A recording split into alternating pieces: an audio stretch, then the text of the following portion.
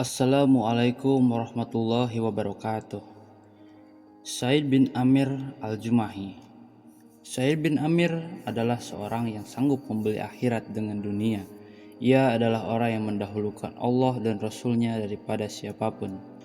Seorang pemuda bernama Said bin Amir al-Jumahi adalah salah satu dari ribuan orang mualaf yang datang dari Taknim dari luar Mekah demi memenuhi undangan para pembuka Quraisy untuk menyaksikan pembunuhan Khubayb bin Adi, salah seorang sahabat Muhammad setelah mereka berhasil menangkap Khubayb dengan cara menipunya. Jiwa muda dan kekuatan yang dimilikinya membuat Said mampu menerobos kumpulan manusia itu, sehingga ia dapat berdiri sejajar dengan para pemuka Quraisy seperti Abu Sufyan bin Harb, Safwan bin Umayyah, dan lainnya yang menyaksikan pemandangan saat itu.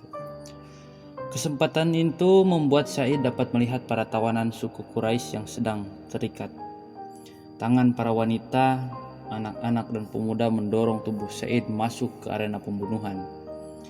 Di tempat para suku Quraisy melakukan balas dendam kepada Muhammad lewat diri Khubayb, dan sebagai balasan dari para anggota suku Quraisy yang mati dalam perang Badar. Saat kerumunan yang sesak itu sampai ke tempat pembunuhan dengan membawa tawanan, berdirilah pemuda yang bernama Said bin Amir al-Jumahi dengan tegaknya di hadapan Khubayb. Ia menyaksikan Khubayb berjalan ke arah kayu yang telah dipancangkan.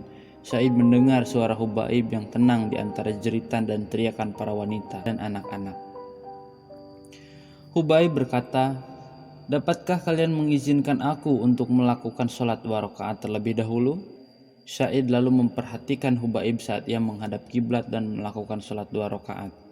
Betapa bagus dan sempurna 2 rakaat sholat yang ia kerjakan.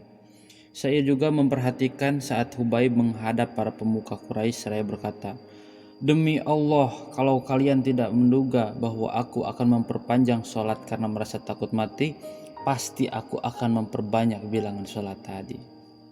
Said menyaksikan kaumnya dengan kedua mata kepalanya saat mereka memotong bagian tubuh Khubayb yang masih hidup. Mereka memotong bagian tubuh Khubayb sambil berkata kepadanya, "Apakah kau ingin Muhammad menggantikan posisimu ini dan engkau akan selamat karenanya?" Lalu ia menjawab, padahal darah mengalir di sekujur tubuhnya, "Demi Allah, aku lebih suka menjadi pengaman dan meninggalkan istri dan anakku daripada Muhammad ditusuk dengan duri." Maka semua orang yang hadir saat itu mengacungkan tangan mereka ke langit seraya berkata, "Bunuh dia, bunuh dia."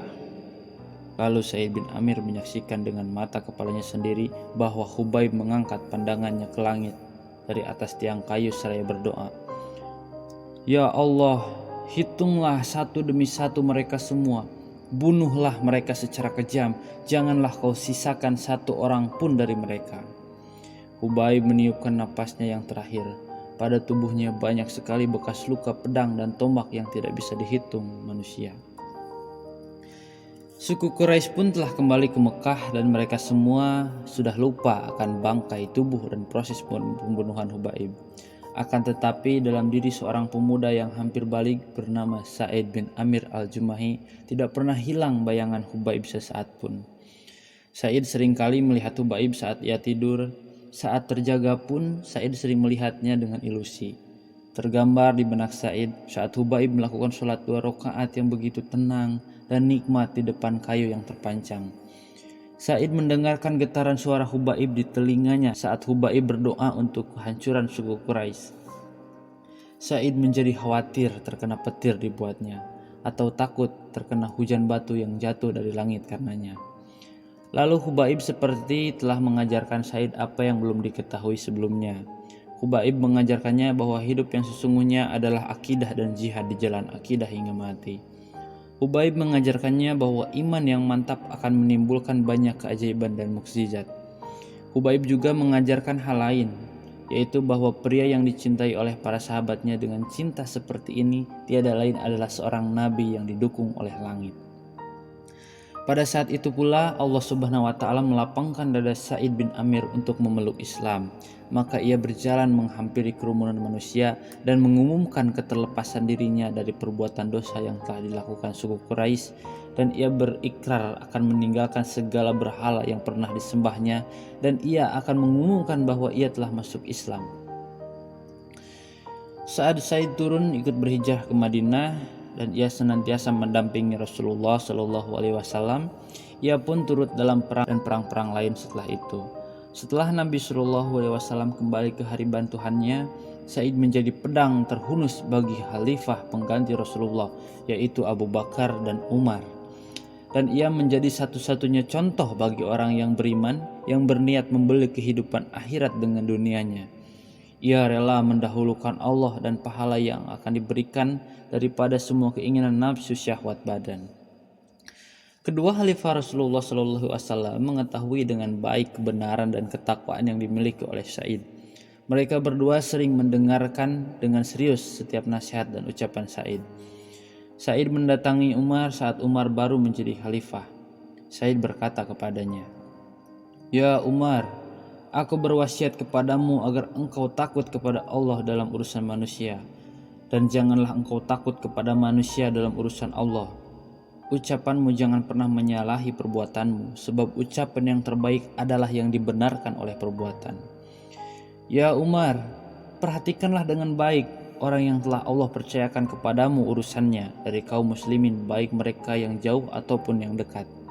Cintailah mereka sebagaimana engkau menyayangi dirimu dan keluargamu. Buatlah mereka membenci apa yang engkau dan keluargamu benci. Goncangkanlah kumpulan manusia untuk menuju kebaikan, dan janganlah engkau khawatir terhadap kecaman orang selagi di jalan Allah." Umar pun bertanya, "Siapa yang mampu melakukan itu, wahai Said?" Said menjawab, "Yang mampu melakukan itu adalah orang sepertimu yang telah diberikan oleh Allah kepercayaan untuk mengurusi permasalahan umat Muhammad. Tidak ada lagi jarak antara orang seperti dengan Allah." Sejurus kemudian Umar mengajak Said untuk menjadi salah seorang pembantu seraya berkata, "Ya Said, kami mengangkatmu menjadi wali di daerah Hims." Said menjawab, "Ya Umar, demi Allah, janganlah engkau menimpakan fitnah ujian padaku." Umar pun menjadi berang seraya berkata, "Celaka kalian. Kalian meletakkan kepemimpinan ini di leherku, kemudian kalian mau lepas tangan dariku. Demi Allah, aku tidak akan membiarkanmu." Kemudian Umar mengangkat Said menjadi wali di daerah Hims seraya bertanya, "Bolehkah kami menentukan gaji buatmu?" Said menjawab, "Apa yang akan aku lakukan dengan gaji tersebut, wahai Amirullah Mukminin? Sebab gaji dari Baitul Mal melebihi kebutuhanku." Dan akhirnya Said pun berangkat ke Hims. Sedikit sekali uang yang dibawa oleh Said bin Amir hingga tiba saat datangnya beberapa orang dari penduduk Hims yang dipercaya oleh Amirullah Mukminin. Amirullah Mukminin berkata pada mereka, "Tuliskan nama-nama orang miskin kalian sehingga dapat aku cukupkan kebutuhannya." Mereka pun melaporkan data yang mereka miliki, di dalamnya terdapat nama Fulan, Fulan dan Said bin Amir. Umar bertanya kepada mereka, "Siapakah Said bin Amir ini?" Mereka menjawab, "Dia adalah pemimpin kami." Umar bertanya, "Pemimpin kalian termasuk orang fakir?" Mereka menjawab, "Benar." "Demi Allah, lama waktu berjalan namun di rumahnya tidak ada tungku api menyala." Maka meledaklah tangis Umar hingga air matanya membasahi janggut. Kemudian beliau mengumpulkan uang sebanyak 1.000 dinar dan ditaruhnya dalam sebuah ikatan seraya berkata, "Sampaikanlah salamku padanya dan katakan padanya bahwa Amirullah Mukminin mengirimkan uang ini untukmu agar semua kebutuhanmu tercukupi." Kemudian datanglah utusan tadi kepada Said dengan barang bawaannya. Said melihat bungkusan itu dan ternyata di dalamnya terdapat banyak uang dinar. Ia menolaknya seraya berkata, "Inna lillahi wa inna ilaihi roji'un." Seolah ia terkena musibah, lalu datanglah istrinya terpuguh-puguh sambil bertanya, "Ada apa, Said? Apakah Amirullah Mukminin telah wafat?" Said menjawab, "Bahkan lebih dahsyat dari itu." Istrinya kemudian bertanya lagi, "Apa yang lebih dahsyat dari itu?" Ia menjawab, "Dunia sudah merasuki diriku untuk merusak akhiratku, dan kini fitnah sudah menyebar di rumahku." Istrinya berkata, "Kalau begitu campakkan saja hal itu." Padahal istrinya tidak tahu tentang uang dinar tadi. Said bertanya, "Maukah kamu menolongku untuk melakukannya?" Istrinya menjawab, "Ya, tentu saja." Maka Said mengambil uang dinar tadi dan ia membaginya dalam beberapa bungkusan. Kemudian ia bagikan kepada kaum muslimin yang fakir. Tidak lama berselang datanglah Umar radhiyallahu anhu ke beberapa daerah di Syam untuk memeriksa kondisi penduduknya. Saat ia tiba di Hims dan daerah disebut dan untuk mempersamakan daerah Hims dan Kufah karena kebanyakan penduduknya mengeluhkan kinerja para pegawai dan wali di wilayah mereka sebagaimana yang sering terjadi di Kufah. Saat Umar tiba di sana, beberapa penduduk menghampiri Umar untuk memberikan sambutan terhadapnya. Umar lalu bertanya kepada mereka, "Bagaimana pendapat kalian tentang Amir, pemimpin di sini?" Mereka mengadukan keluhan kepada Umar dan mereka menyebutkan 4 kekurangan Amir mereka. Setiap satu masalah lebih besar dari lainnya.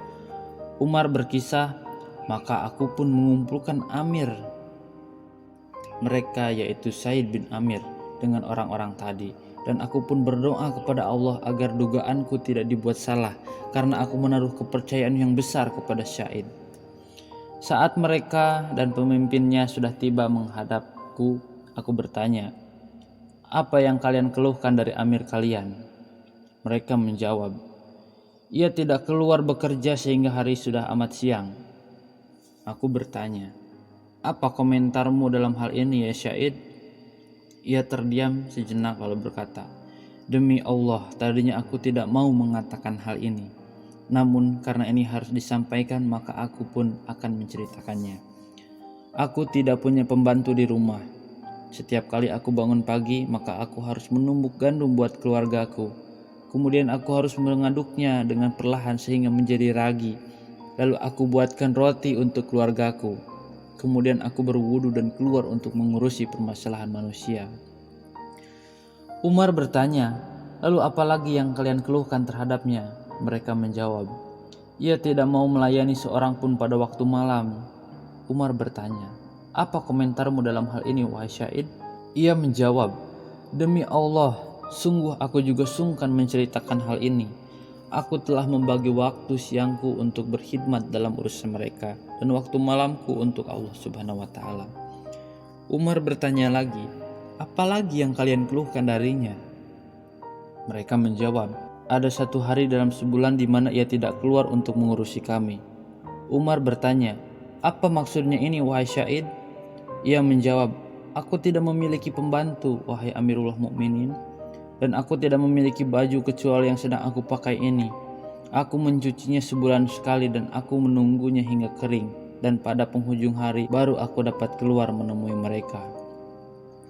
Umar bertanya lagi, "Apa lagi yang kalian keluhkan darinya?" Mereka menjawab, "Seringkali ia kehilangan kesadaran sehingga ia tidak mengenali orang yang berada di sekelilingnya." Umar kemudian bertanya lagi, "Apa maksudnya hal ini ya Said?" Ia menjawab, "Aku menyaksikan pembunuhan Khubayb bin Adi pada saat itu aku musyrik. Dan aku melihat para penduduk Quraisy memotong jasadnya. Dan mereka bertanya kepada Khubayb, 'Apakah kau ingin Muhammad menggantikanmu di sini?'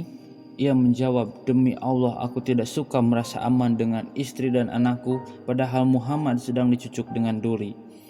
Dan aku selalu teringat akan hari itu dan mengapa aku tidak menolongnya, sehingga aku menduga bahwa Allah tidak akan mengampuniku. Maka aku pun kehilangan kesadaran karenanya.' Saat itu Umar langsung berkata, 'Segala puji bagi Allah yang telah membuat dugaanku kepadanya tidak rusak.'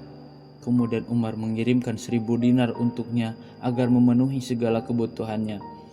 Begitu istri Said melihat uang tersebut maka ia berkata, 'Segala puji bagi Allah yang telah mencukupkan kami lewat khidmat yang kau berikan. Belilah segala kebutuhan hidup kita dan carilah seseorang yang mau diupah sebagai pembantu.' Said berkata kepada istrinya, 'Apakah kau punya sesuatu yang lebih baik dari itu?' Istrinya bertanya. 'Apakah itu?' Said berujar, 'Kita kembalikan lagi kepada orang yang membawanya dan hal itu lebih kita butuhkan.' Istrinya bertanya lagi, 'Apakah itu?' Ia menjawab, 'Kita pinjamkan uang tersebut kepada Allah sebagai qardan hasanan, pinjaman yang baik.' Istrinya menanggapi, 'Benar, dan engkau akan dibalas dengan kebaikan karenanya.' Setelah ia meninggalkan majelis, maka ia membagikan uang dinar tersebut dalam beberapa bungkus dan ia berkata kepada salah seorang anggota keluarganya, "Bawalah ini kepada janda fulan, yatim fulan, si miskin fulan, dan si fakir fulan." Semoga Allah meridhoi Sa'id bin Amir al-Jumahi. Beliau adalah salah seorang sosok yang mampu mendahulukan kepentingan orang lain meski ia berada dalam kondisi yang mendesak.